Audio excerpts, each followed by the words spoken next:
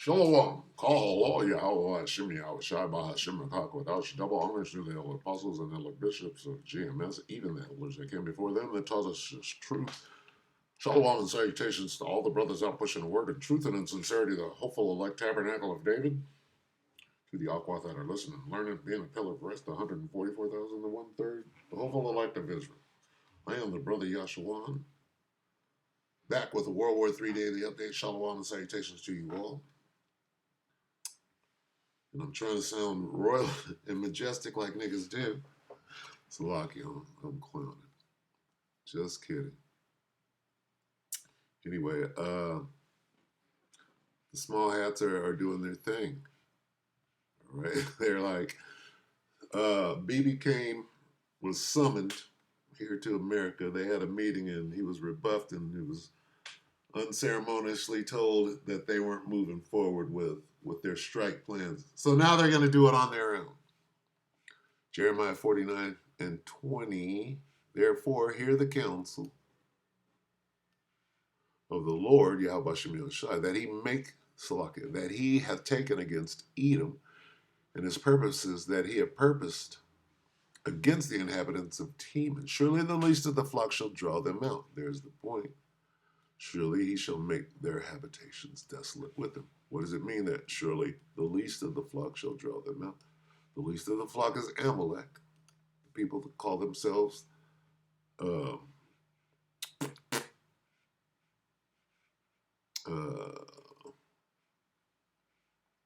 Israel, the Israelis. Okay. What are they doing? They're planning a strike on Iran, which is drawing out who? Drawing out all these other nations into the Valley of Yehoshaphat. Without U.S.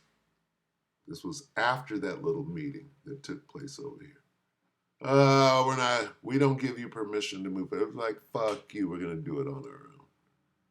This is the least of the flock drawing them out. Iran, the Carmanians, what? Threatened to respond harshly like the wild boars of the wood. So let's check this out. I'm going to let him expound a little bit on it. But what we see here is this prophecy taking place. Surely the least of the flock shall draw them. Draw who out? All the rest of these nations. Where? Into the valley of Yehoshaphat, the Middle East. Okay? You mess with Iran, right? Surely Russia's coming. It is Saturday, April 19th, 2025. This is the New York Prepper 58 minutes ago, an hour. Red alert. Israel's going to go it alone. Fuck your permission, great Satan. Little Satan got this. I have some breaking news to share with you guys. Right now it is 22:33 Eastern Time here in the United States. And I wanted to update you guys with what's going on overseas and here in the U.S. So we have some major breaking news coming in from Israel. So apparently Israel has not ruled out an attack on Iran's nuclear facilities in the coming months, despite President Donald Trump telling Israeli Prime Minister Benjamin Netanyahu that the U.S. was now unwilling to support such a move. And this is being reported by an Israeli official and two other people familiar with the matter. Okay, so an Israeli official and two other sources are confirming that Israel has not ruled out an attack on Iran's nuclear facilities in the coming months. So this is absolutely huge news. Trump has basically backed Netanyahu into a corner, and he's not going to allow Iran to get nuclear weapons. Okay, so they're going to act on their own. The nerve effect. Slovakia.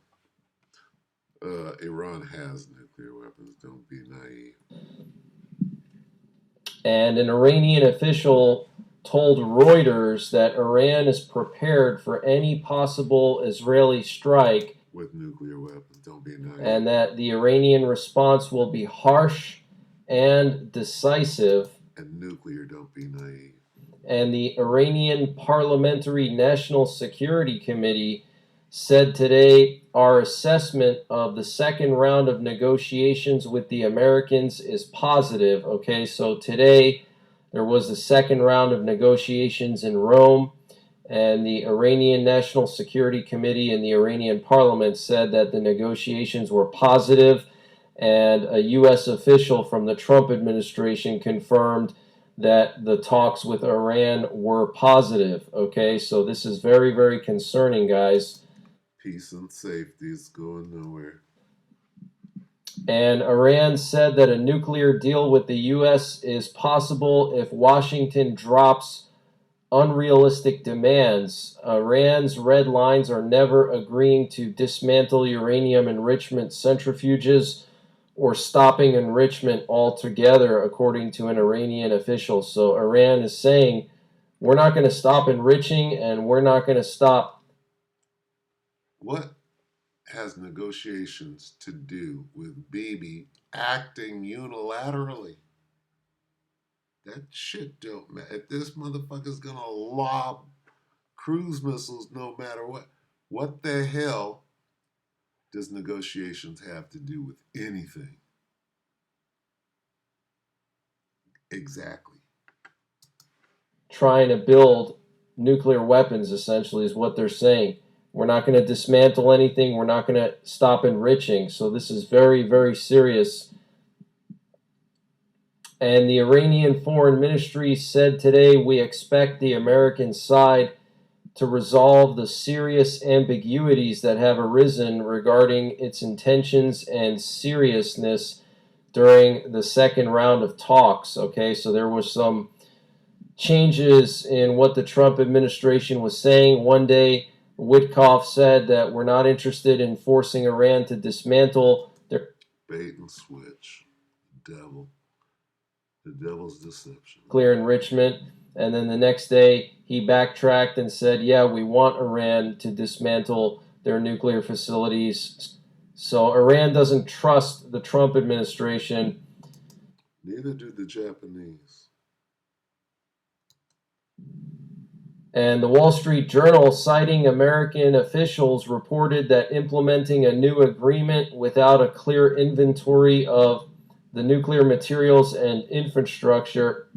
And the Wall Street Journal, citing American officials, reported that implementing a new agreement without a clear inventory of the nuclear materials and infrastructure that Iran currently possesses will be extremely risky. So there's some American officials that are saying this would be very risky for us to enter into any old deal with Iran. And the Wall Street Journal, citing U.S. and Iranian officials, said the Rome talks were expected to include the possibility of establishing a general framework for a new agreement. Okay? And the Wall Street Journal, citing European sources, reported that the International Atomic Energy Agency is unlikely to be able to obtain a complete picture regarding Iran's nuclear program. So, this is ridiculous. How does Iran negotiate with anybody who's conducting a genocide? That would be Netanyahu and Donald Trump. Donald Trump is conducting a genocide hand in hand with Bibi Netanyahu. Netanyahu is getting his weapons and his money from who? He's getting full support for the genocide from who? So how then does Iran believe or do any negotiations with who? Terrorists. You don't negotiate with terrorists, with people that have no regard for human life and whatever they say, right? What was this? I'm gonna play this real quick. This is what Moab. Let me see if I can find it. This is what Moab said. Let me see if I can find this without embarrassing myself too much. Moab. Let's see. Whoa. I went all the way into yesterday. Okay, so what did Moab say? Was it here? I think this is it. Let me see. Let's see. He had Moab breaking down. Yep, right here. Okay. Here's how Moab. Okay, so this is the elder Malcolm out of Chicago. But he had this clip of Moab breaking down Esau and the situation. See, these people are smart, and Esau is real stupid. He's showing how stupid he is right now, and he's being called out flat out on his bullshit, right? Out on his just infantile, his childishness.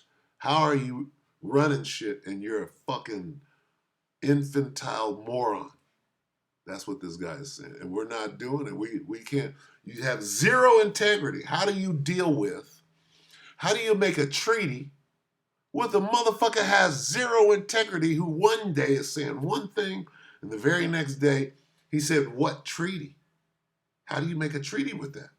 Listen to Moab. All over the place, and there's no. Listen. The United States is saying is completely unreasonable. Their logic is all over the place, and there's no consistency at all. However, when Japan negotiates with what they are saying, to be frank, it's akin to being extorted by a delinquent. If Japan gives in, thinking it's a negotiation or a deal, and compromises on its position, it sets a bad precedent as a customary practice. If you give money to someone extorting you, they'll just come back to extort you again. That's right. In the first place, even their equations are completely nonsensical. I wasn't good at math either, but if that equation appeared in a math test, it would definitely score 0. Wow. That's why, even though Minister Akazawa is serious and capable, there's a concern about whether it's okay for a serious person to handle this. Since they're not a straightforward opponent, they won't listen to straightforward reasoning. Even though all options were mentioned, you must never show compassion to an opponent who isn't straightforward. If you ease up on them, it will set a bad example. In any case, I hope we absolutely do not give in to America's extortion. This may sound harsh, but it really is extortion. If we comply with this, it will truly set a bad example. Truly. Minister Iwata, I know you might not have much time, but I highly recommend watching the documentary about Roy Cohn, the lawyer who mentored him, and the documentary about Mr. Trump. By watching those, I hope you can gain some insight into what kind of person Mr. Trump is. When you watch it, you really get a sense of, oh, this is the kind of person he is. During the tariff review, he was so relaxed that he went to his own golf course. It wasn't a decision made after much deliberation. He's really mocking the world. Well, you know, Minister Akazawa is a serious person, and Minister Iwaya is also a serious person. So if you approach that person seriously, you'll definitely just get taken advantage of. I believe that Minister Iwaya was quite spirited in his younger days, and I hope he remembers that. Even now, Minister Iwaya is full of energy, and I urge him to demonstrate that spirited nature in negotiations with the United States and to promise not to yield to any extortion. With that, I conclude my questions. I'm going to stop it right there. So, as you can see, these Eastern, okay, countries, right? The United States are a bunch of clowns. If you've ever been outside of the United States, they laugh at you buffoons. And they're laughing at Trump, okay? Trump is displaying, right, Esau losing and reverting back to his Neanderthal, right, ways. Right? He's never been any more than he could ever be, right? And this is even at his at the top of his kingdom. This dude can't do nothing but be a deceptive, lying piece of shit talking about a treaty or um, uh, a nuclear agreement, right? We're going to have a nuclear agreement with Iran. How do you make an agreement, right? Moab, right here, whoever he is, right? If this is Moab or if that's Ammon, was saying, look, you can't. It's the devil, you can't, you know. These people are trying to bully us and they're tripping and you can't trust them. Okay? So Iran is going to do what? Well, they're going to win.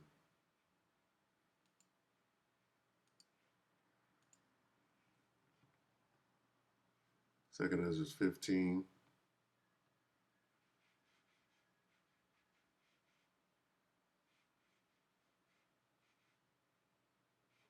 And 30. Also the Carmanians raging in wrath shall go forth as the wild boars of the wood, and with great power shall they come and join battle with them. Who is them? The Arab nations. So if the Arab nations win, right, then shall the dragons have the upper hand. If the dragons have the upper hand, the dragons of Arabia, then the Carmanians, the wild boars, have the upper hand with them. Join battle with them. With who? With the wild boar. Oh, the wild boars are winning. Who's winning with them? Carmanians are winning with the dragons, and the wild boars are winning. Then shall they have the upper hand and will pass. All right, so I just wanted to point that out. Yeah, just a little update from the NY Prepper. You know, things are moving forward as they should.